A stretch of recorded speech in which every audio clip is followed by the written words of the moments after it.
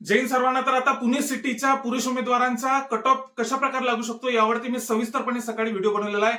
तर आता त्याच्यासोबतच महिला प्रवर्गाच्या बऱ्यापैकी कमेंट्स येत होत्या की आमची इतकी इतकी टोटल झाली तर आम्ही फायनल मेरिट मध्ये बसू का. तर आता महिला प्रवर्गाबद्दल जर बोलायचं झाल्यास तर आता पुणे सिटीच्या या पेपरमध्ये 80+ वाल्या मुली तर 75+, 80+ वाल्या मुली तर तुम्हाला भरपूर दिसतील, पण 85+, 90+ वाल्या मुली इथं फार कमी प्रमाणात आपल्याला पाहायला मिळणार आहे. कारण की आता पुणे सिटीचा हा पेपर बऱ्यापैकी कन्फ्युजिंग वाला होता, कठीण होता. आपण सोपा हा पेपर म्हणू शकत नाही, कारण की जे अक्षरशः परीक्षा हॉलमध्ये जाऊन पेपर देऊन आलेले आहेत त्यांनाच माहिती आहे की हा कसा प्रकारे गोंधळात टाकणारा पेपर होता.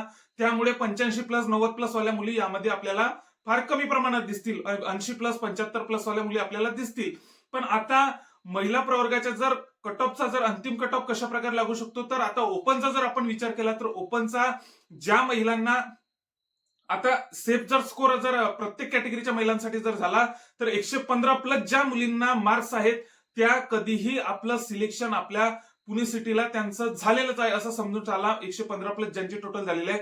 म्हणजे आता ओपनचा जर आपण विचार केला तर ओपनचा कट ऑफ हा 120 ते 122च्या दरम्यान आपला महिला प्रवर्गाचा ओपनचा कट ऑफ हा लागणार आहे. त्याच्यानंतर कॅटेगऱ्या कशा लागतील तर OBC, NTC, SCBC, VJA, NTB, D अशा प्रकारे ह्या ज्या कॅटेगरी आहेत तर या कॅटेगरीना जर 115+ जर तुमची टोटल झालेली असेल तर नक्कीच तुमचं या भरतीमध्ये सिलेक्शनचे बऱ्यापैकी चान्सेस आहेत.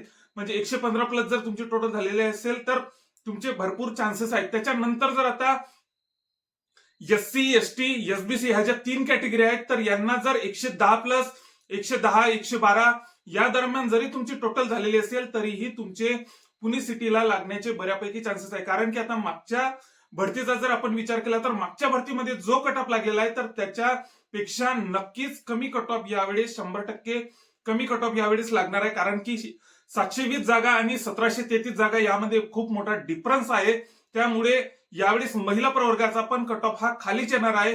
120, 122च्या दरम्यान ओपनचा कट ऑफ राहू शकतो.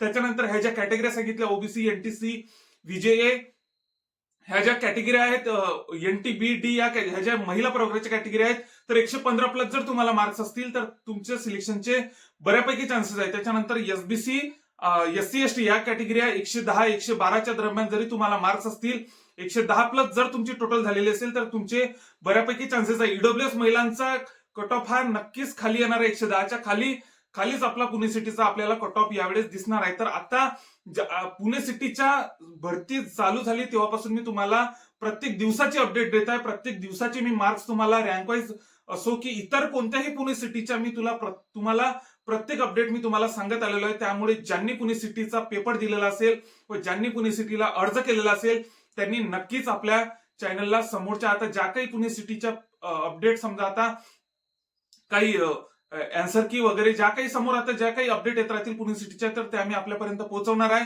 त्यामुळे ज्यांनी पुणे सिटीला अर्ज केलेला असेल व ज्यांनी पुणे सिटीचा पेपर दिलेला असेल त्यांनी नक्कीच आपल्या चॅनलला सबस्क्राईब करा. जय हिंद.